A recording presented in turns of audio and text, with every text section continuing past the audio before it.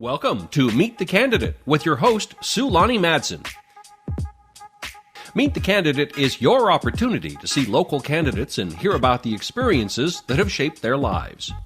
Meet the Candidate is a nonpartisan community project brought to you by our friends at Greater Spokane Incorporated, Ponderosa Republican Women's Club, We Believe, We Vote, and Better Spokane. Now, here's Sue Lonnie.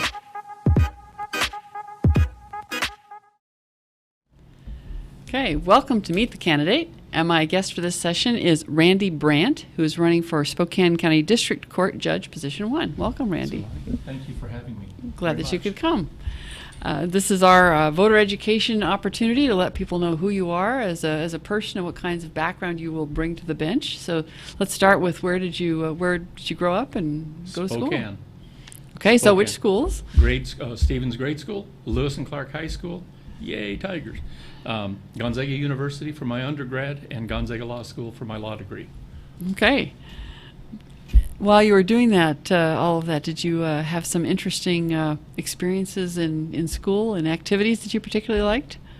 Well, as I said, I worked from the time I was a little guy. Oh. I was raised by a single mother, my mom, of course, and so I started working very early. And all the way through undergrad, I worked in the computer center, and then I took over and remodeled and updated the video department, the television studios at Gonzaga. I know you and our tech guy started talking all sorts of interesting things. And so all the way through school, and then in the summers I would go off and work in the woods. I worked on a logging crew for Potlatch Corporation. In the hills of Idaho, Pierce headquarters, the Weippe area, and out of Orfino. I don't know if you're familiar with that area. Oh, yes. Okay. And so that was one of the things. And then I pulled the green chain down in Lewiston, Idaho in one of the summers, and it was probably 110, 120 and high humidity. And it was like, I think I'm going to go to college. So it kind of spawned me onto that idea. So. Yeah, I've had the green chain described to me by relatives who have done that, and I understand it to be very difficult work. It's a challenging work. It's exhausting, and it's hard on your hands, and you're turning boards and moving things. Well, so when you came back and you went to college, you graduated and you've been practicing. I'm presuming you've been practicing law. Well, Sue Lonnie, actually, when I left college, I had a desire. I became a funeral director. I went through one of the last remaining true apprenticeships in the United States and studied under a funeral director, embalmer, and I became a funeral director. Wow. And I maintained that, and then I met someone who was in real estate, and it was like day and night. This is what I want to do. Okay. So I got my license in real estate, and I was in about 15 years, and had my own office, two of them, one in Spokane, one up in Newport. Did a lot of land development, and we'd buy a tract of land and survey it, build roads, sometimes log portions of it, and then I started an escrow company as an adjunct to my real estate company to do real estate closing. So I became a real estate closer under the escrow laws. And those were in a change. They were in a flux right then. So I decided to go to law school. And so I went into law school. I've maintained my funeral director's license through all those years. I started law school in '85 and became licensed as an attorney coming up on 30 years ago, 1988. So. Well, it's an interesting combination of experience. I have a good friend who operates a funeral home. I mean, we've talked about what a valuable service that is in the community too. It's just meeting with people under difficult circumstances. Yeah. Well, and that's a little akin to being a judge. Mm-hmm. You're giving people bad news sometimes. One side or the other is generally going to win. You're not going to split it down the middle.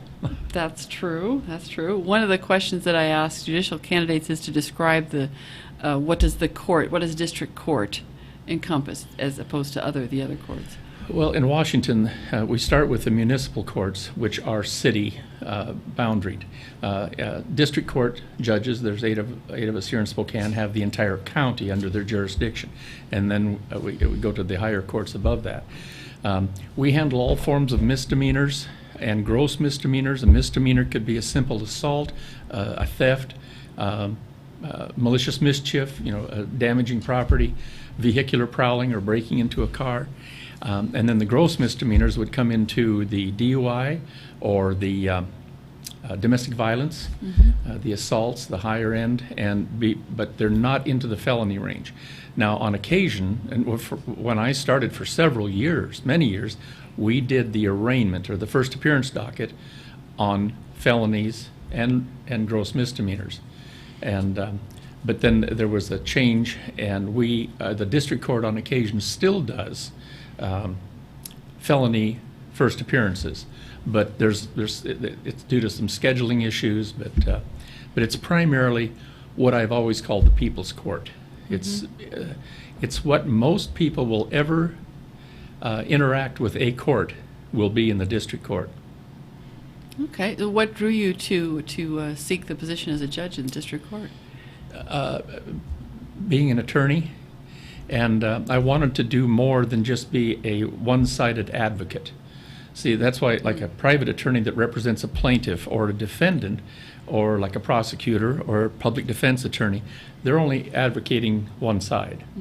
And there were so many times I could see that there was, the bottom line, the other side of the story, and I wanted to adjudicate. I have always been complimented on being fair and looking for equity, and being a judge provides that for anyone. Okay. Well, another piece of, we'll kind of skip past a piece I usually ask about, which is you grew up in Spokane, but are there places that you've traveled that have given you some other insights that you bring to the district court? Around the world.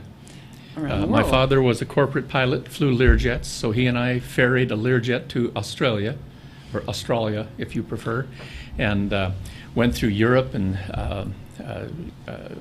Dublin, London, Zurich, down into Rome, and all the way through the European continent, and then down into, we went out into the Isle of Rhodes in the Mediterranean, to Muscat, Oman in Saudi Arabia. We were invited there to demonstrate the Lear to the King of Oman, and due to his scheduling changes, we ended up going over to Mumbai, what used to be Bombay, India, now it's Right. Mumbai, and then to demonstrate, and then we went on to Madras, India. Huge cultural education there, and in Saudi Arabia also, and then we went on to Malaysia, to Singapore, and then to Australia, and all around the country of Australia, and then to New Zealand, Fiji Islands, and then back to Hawaii, and then ultimately San Diego, Spokane. Okay, well, now most people, when they say around the world, don't mean it quite so literally, but that is literally circumnavigating Yes, the world. we put on more miles than it would take to go around the world. And then I've been to Europe several times. I spent a month studying the Normandy invasion beaches in France. Oh, yeah. And Yeah. I've always kind of been intrigued and so impressed with those who fought in the Second World War. They were the greatest nation. We owe a lot of debt of gratitude to those veterans. So I spent a week roughly on each beach, and it was inspiring. We had a short visit there a number of years ago when my daughter her husband was stationed in England, and we got to spend it was just a day, but it was you're right about the impact of when you stand there and you think about what happened on that spot. Yeah, Omaha. What is there? Gold, Omaha, Utah, Juneau, and Sword. And that one distance, it's like 400 yards and then to a cliff. And Point de Hoc up in that area. It's staggering that anyone would ever have the courage to make that. Well, we've wandered far off into the. We're going around the world, coming back There to Spokane, and coming up on that last minute that I give to every candidate. To here's your pitch. You tell the viewers, listeners, why should people vote for Randy Brandt for District Court Judge? To me, it's very basic. I have two very competent opponents in this case. They're both good attorneys. They're honorable gentlemen. The difference between myself and those gentlemen is I have the experience that it takes to be a judge and hit the ground running. I started, I was an attorney in 88, and then you have to wait 5 years to be a pro tem judge. So in 1993, I started hearing cases of all nature on the district court. And then after 10 years of being on call and working, sometimes for stretches of time, I became a court commissioner, which is an appointed judicial position to hear all the cases that a judge hears, but we're appointed, we're not elected. And then there was a reduction in force. In 2003, I became a pro tem, and then there was a reduction in force, so I went to work for the state as an administrative law judge and heard appeals on unemployment cases for the Office of Administrative Hearings. And then in 2010, I was then appointed to the bench, successfully ran an election, and then again in 2000, from 2011 to 2014. Got a lot going on in that calendar. And so I'm experienced. I have extensive civil and criminal legal proceedings. And that it all goes in because one of the most important dockets I think district court judges hear is the small claims. They're in the people's court. And you'll hear cases on chickens, on cattle, on fences, on car repairs, and you have a multitude of civil issues. And if you don't have a strong civil background, it can be challenging. So I think it's purely experience. I've given my life to community efforts, Campfire Boys and Girls, Exchange Club. I'm currently the president of the local law enforcement museum, and I've been attached to Fairchild Air Force Base for about 15 years as an honorary commander. So I'm a liaison to the base and go to a lot of the social events and get to go on ride-alongs under some circumstances, refueling missions. And so I just have such a broad base of experience, and that the cultural impact on a person that goes to some countries is profound. And what was that famous Mark Twain quote that's often quoted? The travel is fatal to prejudice, bigotry, and narrow-mindedness. And Mark Twain was exactly correct.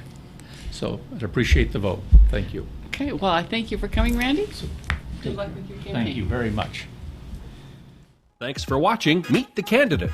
Spokane Talks thanks our community-minded partners, Greater Spokane Incorporated, the Ponderosa Republican Women's Club, We Believe We Vote, and Better Spokane for helping make Meet the Candidate possible.